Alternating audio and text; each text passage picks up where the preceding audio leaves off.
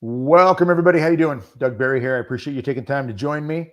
All right, video here on live, video here on the election coming up. Now, we are just under 2 weeks away from the election. And, we hear a lot that this election is the most important election in your lifetime or in history. And this one actually does rank up there pretty darn high, if not being the most important. Why? Well, because of what we've seen happen in our country in recent years.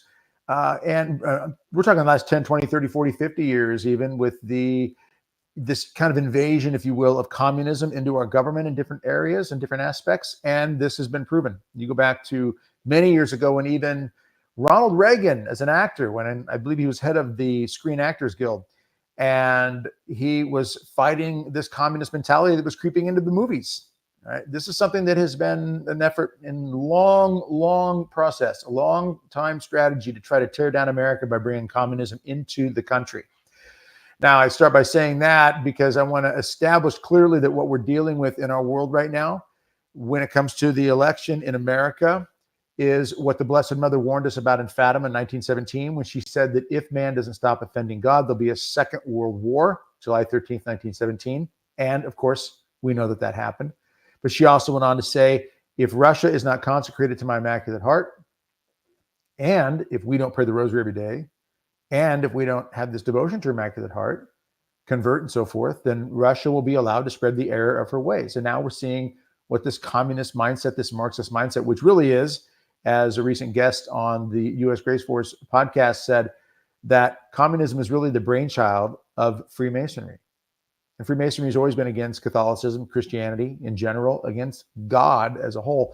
And so we're dealing with this communism that has risen all over places of the world, even here in the United States of America. This election, don't misunderstand what it's about. It's not just about Democratic Party, Republican Party, this policy, that policy. This is much more really about whether we're going to have any kind of, democracy, if you want to, put it that way, a democratic republic, or if we're going to actually have communism more entrenched in our country and in our world. Now, on that point, let's look at one of the big top issues, of course, as Catholics and Christians. Everybody says this is the main issue, and it really is one of the top, if not the main issue, and that is abortion.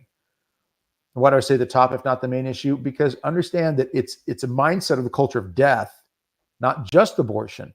It's the culture of death as a whole, as St. John Paul II talked about. The concern that the culture of death would permeate governments and permeate societies to the point where people would give in various ways, little areas that would weaken them, to a point where they would give in more fully and wholly to, holy as in WHO, right? Into a communist mindset, which is anti-God, anti-morality, anti-family. It's not just a rule of government. Communist mindset is a destruction of individuals across the board. Those out there who are saying that they won't vote for President Trump and they're going to vote for Kamala Harris, or they won't vote for Kamala Harris or Trump, those who are saying that they won't vote for Trump because he's not pro-life enough, I really want to challenge that by asking the question, what in the world do you think is going to happen if Kamala gets in? And by not voting for Trump, even Archbishop Vigano just recently, in a LifeSite News headline, didn't read the whole article though, he does say those who are abstaining from voting in general are allying themselves with the enemy. In other words, let me put it this way. We've had several guests on the U.S. Grace Force podcast. We're going to play a clip from Father Donald Calloway in just a few moments here. We've had Father Calloway, we've had Father Altman, we've had Father Chad Ripperger. We've had several on talk about this idea that, well, I don't want to vote for Trump because he's just not pro-life enough. Father Altman put it very simply, pretty clearly. If Kamala Harris, let's say, is in favor of 1 million abortions a year, we have 1 million abortions on average a year in America, and she wants more. She wants to make, and she's made this clear, abortion a federal law, even though Roe v. Wade was overturned and the Supreme Court now pushed it back to the states to make the decision. Kamala Harris is saying she wants this to be a federal law, enshrined in the country as a whole. And so she wants more in the abortion world. She wants more abortions to take place. She wants that freedom for any and all abortions across the board. There are several states that are pushing for infanticide. In other words, to have the child killed even many days after the baby is born if the parents change their mind. Or in a botched abortion case, as we hear the term used, to let the child die. These sorts of things are already going on out there. Now, let's say Trump, as Father Altman puts it, is, let's say he is He is accepting of certain cases and allows maybe 500,000 abortions a year. That's not even accurate, but he's making the point. That's 500,000 babies saved. It's really baffling that people can't see the clarity of this. Right? There is a doctrine of the lesser of two evils, by the way, and we're going to address this in a future video with Father Chad Ripperger, or you can go check out the clip on U.S. Grace Force 2.0 and see the clip on there, Father Chad Ripperger, or watch the whole podcast on the regular U.S. Grace Force, but we're going to address it in another BRC video coming up soon. The reality of the lesser of two evils, which is a doctrine that the Prince of Theologians, St. Thomas Aquinas, wrote about, and St. John Paul II references when it comes to picking the lesser of two evils, and that at times it is a moral obligation to do so. And Father Chad Ripperger says, in his opinion, the election is an example of a moral obligation between Kamala Harris and President Trump, where Kamala Harris is adamant about abortion and more communist mindset across the board. And mark these words: if communism gets into this country, more deeply entrenched in this country than it already is in different respects, and it's already in various places in the government, we know this, in our education system, legal system, it's all across the board, different places. If she takes the White House, and if it grows more deeply in this country, abortion is going to increase, and other horrible, devastating things against faith, against Christianity in particular. These things are going to continue. They're going to get worse too. The dignity of the individual will be torn apart in other ways, just like every communist regime has done across the world. It's going to get worse. So for those who think, well, I just can't, I just can't, my moral code just won't let me vote for Trump, because that could help her get elected. It's a common sense thing in one respect. But if you want to look at it from a theological standpoint, St. Thomas Aquinas himself says the doctrine of the lesser of two evils is valid, and at times it is moral obligation. St. John Paul II echoes that. And even someone like Father Chad Ripperger says, in his opinion, that's what this looks like right now in our world. Let's play this clip now of Father Donald Calloway, because Father Calloway addresses this also. He looks at it from the standpoint of this. Let me set this up and then we'll comment afterwards. He says this. Right now, he says, we're picking basically our perversion over our policy. And what does he mean by that? Let's listen to him and then we'll break it down. Check this clip out. So, Father, we've got quite the title tonight. It is not clickbait, okay, to use that term clickbait. We're dead serious, no pun intended here, about being doomed and being dead serious.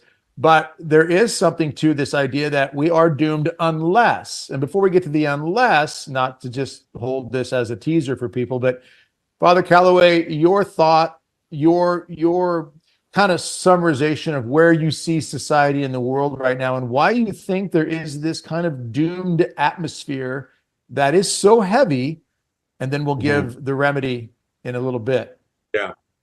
Well, you know, I mean, obviously as a Christian, I have hope, but at the same time, I'm a realist in the sense of, you know, I travel constantly. Every week I'm on the road. I'm going to different parishes, dioceses, events, and so forth, and even globally traveling.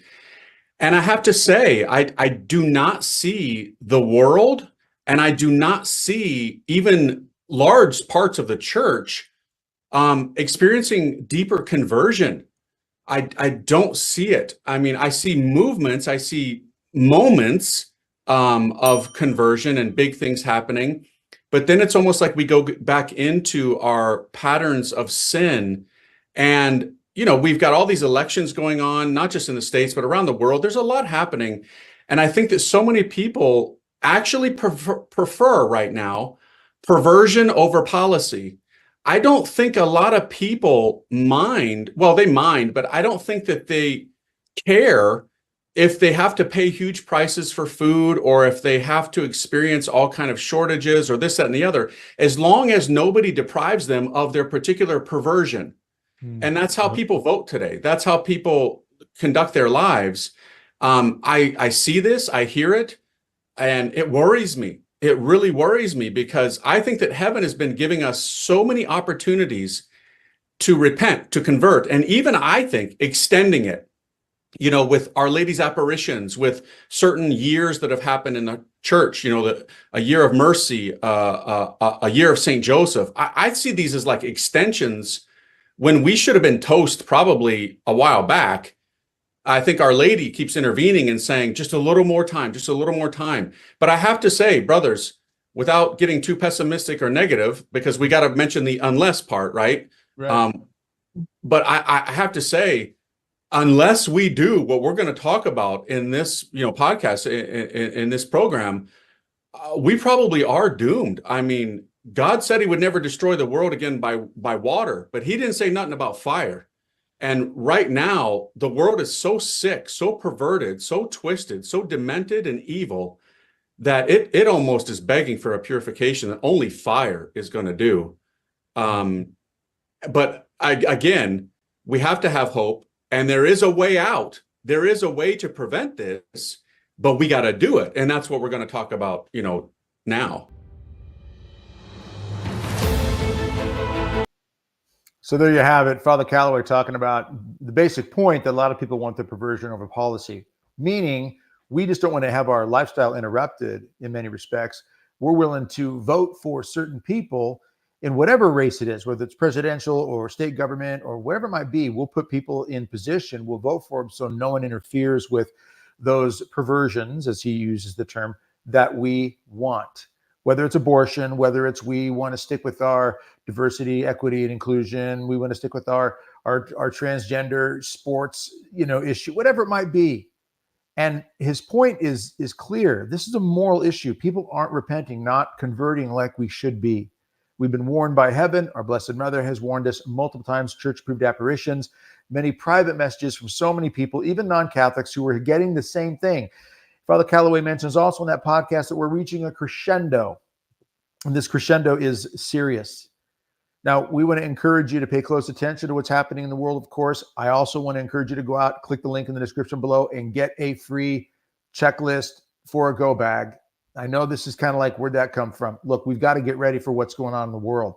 We've got to understand that when it comes to the reality of the times that we're living in, we have to deal with the responsibility we have to be better prepared. Click this link in the description, get a free download of a go bag checklist. That's going to help you get started. If you don't already have this going in your life, it helps prepare us on a natural level. It opens the door for many other ways of thinking and action we can take to be better prepared on a natural level. Just like naturally, we have to go vote for the right person meaning the one that's going to honor God the most, the one that's going to help protect life the most, protect family the most, protect freedom the most. We have to vote for. We have to act upon that. We have to act upon things like getting prepared for calamities, food, water, shelter, medical, a go bag. These are important things. We have to act. We have to get off our backside, go to the polls, walk in, or do a mail-in ballot, but make sure you get that vote in for those people that honor God, that care for human beings, care for life, care for family. We've got to put those priorities first. In other words, the culture of life as opposed to the culture of death. And pick the candidates that are more in tune with the culture of life. This really isn't a tough one to figure out. Pick the candidates that are in tune with the culture of life. That's who I'm going to be voting for across the board. I believe President Trump is far, far more pro-life. Even if he's not 100% perfect, no one is. Honestly, think about this right now, even in the church. How many, I don't care what your faith is, whether you're Protestant, Baptist, I don't care what it is, or Catholic. I mean, even our church leaders are sketcy. It's really hard to find anybody that we agree with 100% on every issue. But you find the ones that are more pro-life, more pro-family, more culture of life than culture of death, and vote for them. We will answer to God for these things. There's no question about it. We'll answer to God for everything that we did and didn't do. And sitting on the sidelines, sitting out on this election, because I just don't think this candidate is pro-life enough for me. When the doctrine of the lesser of two evils is something that the church actually does and has clung to for many, many centuries, this is something that should be a no-brainer. Right? We've got to take the steps to save as much life as possible and pray for God's conversion for anybody and everybody from that point on. All right, don't forget to go out, click the link in the description below. Go out and get that free checklist for that go bag. This is an important thing to bring into our lives, the natural responsibility that we have to be better prepared, body, mind, and soul. Spiritually, let's get ourselves in line. All these priests that we've been having on, whether it's BRC videos from Bishop Joseph Strickland, who we had on a while back, to these that we've had on the Grace Force lately, they're all saying the same thing. This is about conversion of souls and about taking responsibility of our own to be better prepared when it comes to those things that God has entrusted to us, like other people's lives. So if you've got loved ones in your life, go get this go bag checklist. Why? Because it's not just about you, it's about them as well. And I want to make sure that if there's a problem, I can open up that bag and I've got access to things that will help not only myself, but those that God has put into my life to care for at that time. So keep that in mind, in thought, and in prayer. And remember, when you go to the polls, and please go vote. It's a responsibility we have as citizens in this country. And if you're watching from outside the country, you've got to look at your situation in your country as well. But we have the responsibility to make sure that we make our voices heard and that we choose those candidates that honor God the most, that care for the family the most, that are more culture of life than culture of death. All right. I hope and pray that this motivates and inspires you. Share this with others. The clock's ticking, and we've got work to do to make sure that we are doing the best we can to, again, build up the culture of life. God bless and strengthen you. I look forward to seeing you again real soon. Take care.